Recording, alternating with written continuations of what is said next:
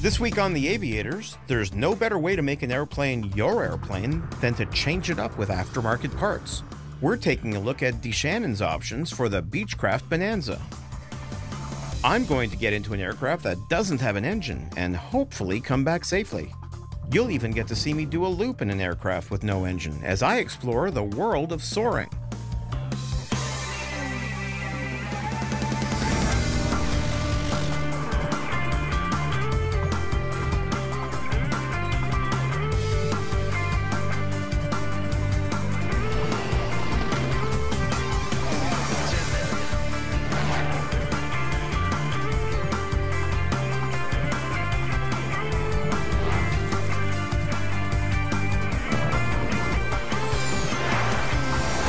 The Aviators.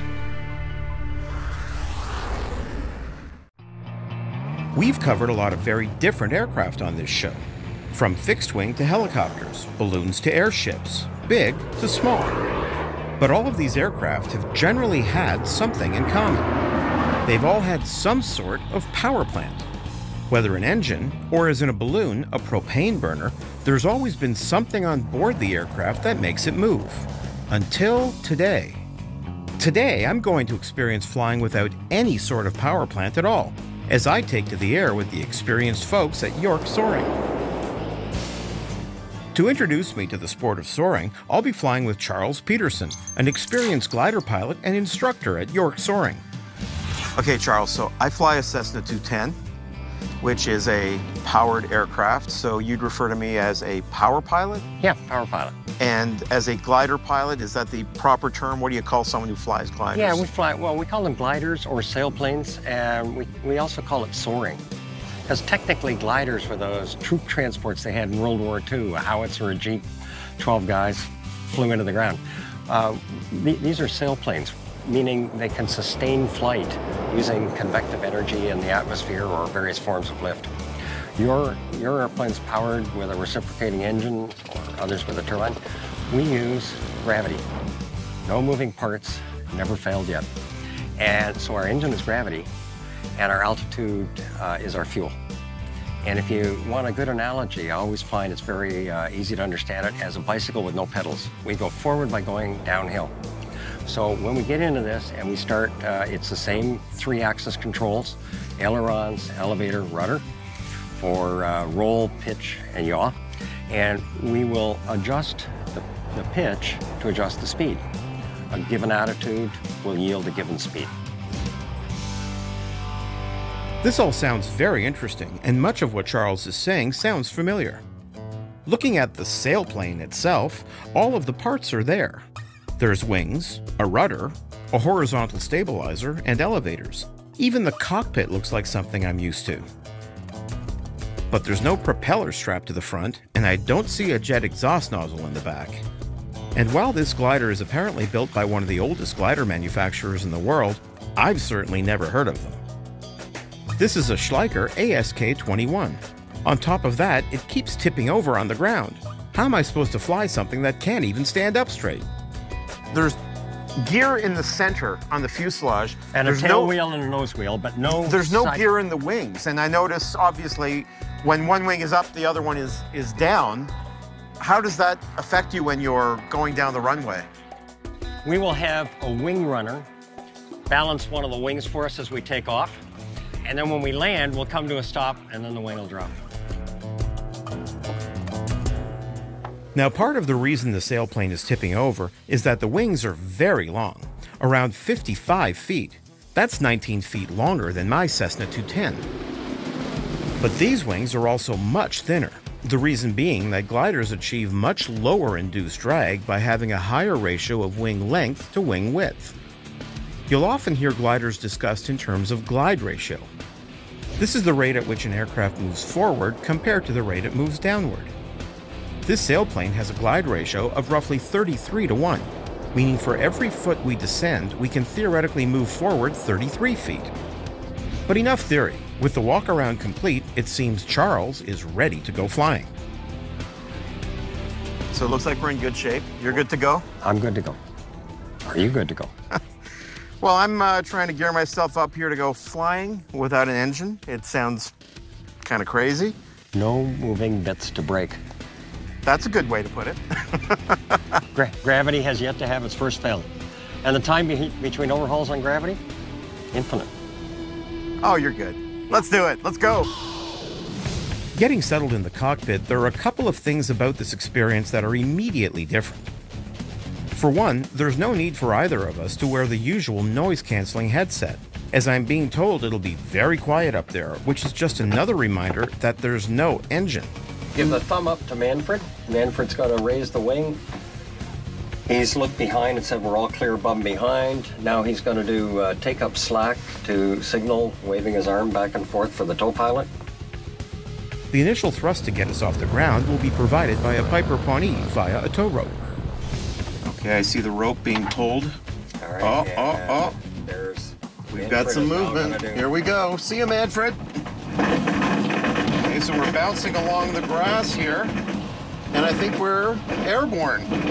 The glider actually manages to get airborne before the tow plane, as the glider has a much lower takeoff speed. We're going to stay low behind the tow plane. As I said, I don't want to upset the tow plane. Okay, now the first thing challenge you're going to try here is flying the tow. The mantra is wings, wheels, wings, wheels.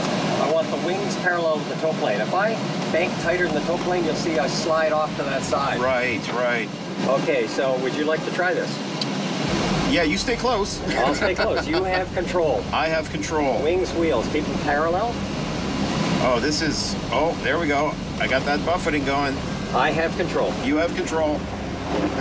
And it's very frustrating. Wow, that was... Tried to learn to fly. That was really difficult. My flight experience did not come in useful at all, not in the least. It seems letting Charles take us up to the release altitude of 3,000 feet would probably be the best bet. Okay, if you want to pull that yellow knob now with your left hand. Okay, I'm going to pull it. Ready? Yep. Away we go. And with that, we are no longer flying under any form of power at all. And there goes the aircraft, and we're going the other way. Simply soaring along, our slow descent toward the Earth provides the forward thrust that, for me, would usually come from an engine. To get used to the sailplane's controls and to hone up on my ability to compensate for adverse yaw, Charles has me go through a number of 30-degree turns. And while doing this, he feels something that only a glider pilot would notice. Oh, and then I lost it. It felt like we had a little bubble, little bit of lift. Oh, yeah? Yeah, we're hard-pressed to get it when there's this much high cloud. I did feel a little bit of a speed bump, but that's lift for you. Yep, that's lift for me. So you would ride that. What is soaring as opposed to, say, gliding? Soaring is sustained flight. Sustained by utilizing lift. Lift is what we characterize any body of rising air that's going up faster than we're coming down. So I've been in Lee Mountain wave lift where I've been going up 2,000 feet a minute. Very powerful. I've been over 30,000 feet right over Lake Tahoe in Lee Mountain wave lift. Using these sources of lift, glider pilots can go great distances. In fact, on a good day, Charles can fly 250 to 300 miles using thermals and other sources of lift. But for my intro flight, we're certainly not going to be doing that. And as we're getting to 1,000 feet above ground level, we start to turn onto the downwind leg for landing. While some gliders do have them, this glider does not have flaps. And Charles was telling me earlier that flaps can have a different use in a glider. So instead of deploying the flaps or the gear to bleed off airspeed as I might in a powered aircraft, the sailplane uses spoilers. Okay. And we're going to move it towards the center line and pull them out. Oh, wow. So there's the dive brake. Big difference. Big difference. Well, a little bit. You feel the turbulence. Keep your wings level. I do. This is feeling a little like flying a powered aircraft. A little bit. Yeah. Charles let me fly more of this approach than I expected, but as we hit short final, he takes control. Okay, now we got a crosswind from the left, so you're going to have to either crab or slip. We're drifting off to the right. You want to go more to the left.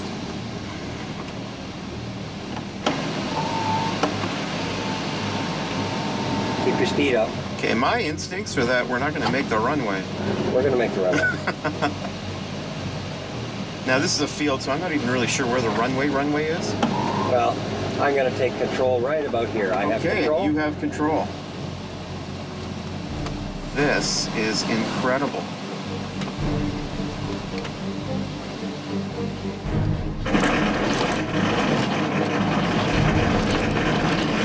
We are on the ground.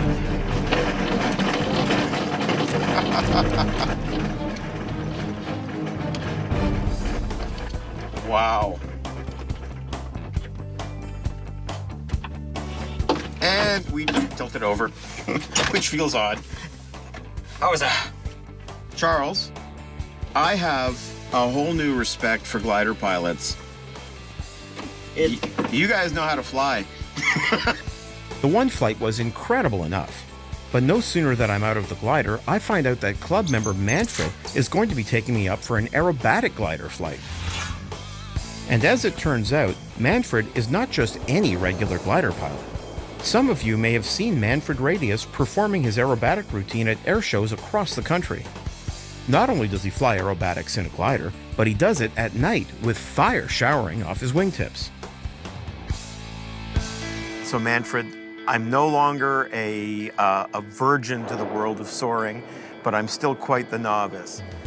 You, on the other hand, are, if you're not the foremost expert in glider aerobatics, you've got to be up there. I've flown for a few years aerobatics, about 42. Oh, goodness. But you're going to take me through some stuff now, and I'm a little uneasy here. So what are we going to do today? Well, Anthony, this is your second flight in a glider ever. Ever, yes. Yes, you just had your first flight with Charles Peterson. And it's going to be your first aerobatic flight in a glider. Well, let me correct you there. It'll be my first aerobatic flight ever. In anything. In any aircraft. You're going to enjoy it. While Manfred seems pretty confident about that, I'm not so sure. I've always considered anything more than a 30-degree turn to be aerobatics, and I'm not so sure about being upside down at all. But before I know it, we were back in the air and about to reach the moment of truth. Turning right up to altitude. Here comes the release. Yep. Okay, I'm going to release now. We are at 5,000 feet. We're on our own. Turn right. And it's not long after the release that Manfred is ready to start the aerobatics. Oh my God. Yeah. Now let's do a loop. I'm going to demonstrate a loop to you. Oh my God. I'm going to go again into a 45-degree dive and accelerate to 100 knots, and I pull back at 4G. Here we go. Here comes a dive, 45-degree dive, 100 knots, and here I pull. We are now on top of the loop, and we are coming around. And here we had a loop. And you know what? We had only 3¼ G. We did not even have 4G. And we're going to do the next one now. Yes, you can do it. Don't worry. You can do it. Okay, Anthony, you have control. Okay. Go into a 45-degree dive. Steeper, steeper, a little steeper. That's it. And I'll let you know when you pull. Not yet, not yet. Okay, pull now. Keep pulling, pull, more. Keep pulling. Not bad, we are on top now. Slightly slow on top, but not bad at all. And we are now, okay, pull back a little bit. Not bad at all. Not bad at all. Now we have only about 3G, so you were gentle, which is good. You know, I prefer gentle over too rough. But you know what? You flew that loop all by yourself.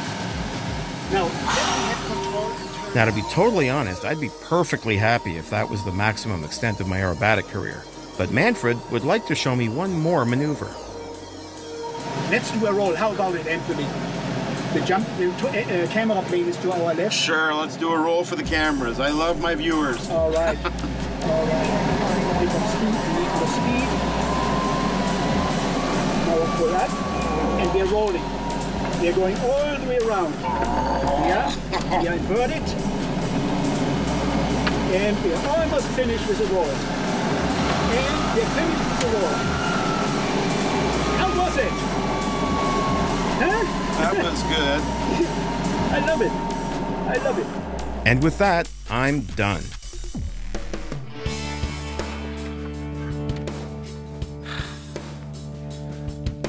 I'm a bag of goo. Manfred was awesome. He was awesome. I did a loop. I'm done. Anthony, I'm proud of you. You did very well. You know, you did that 45-degree dive and 45-degree climb very well. And then the loop, you flew it all by yourself. Not perfect. We were slightly slow on top, but it still was good. It was a loop. I'm reliving it. I'm getting sick all over again. Overall, I can tell you that as a somewhat skeptical power pilot, I've gained a massive amount of respect for the soaring community today. And I couldn't have met a nicer group of people than those in the soaring community. The best advice I can give anyone curious about soaring, whether you're a power pilot or not, is to take an intro flight at your local soaring club. But keep in mind, the aerobatic side is not for the faint of heart.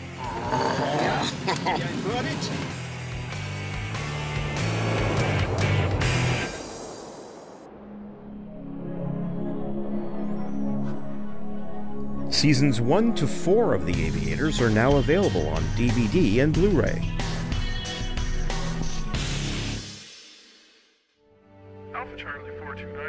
For more information on today's segments, visit www.theaviators.tv. From our official home at the Whitman Regional Airport in Oshkosh, Wisconsin, we'll see you next week on The Aviators.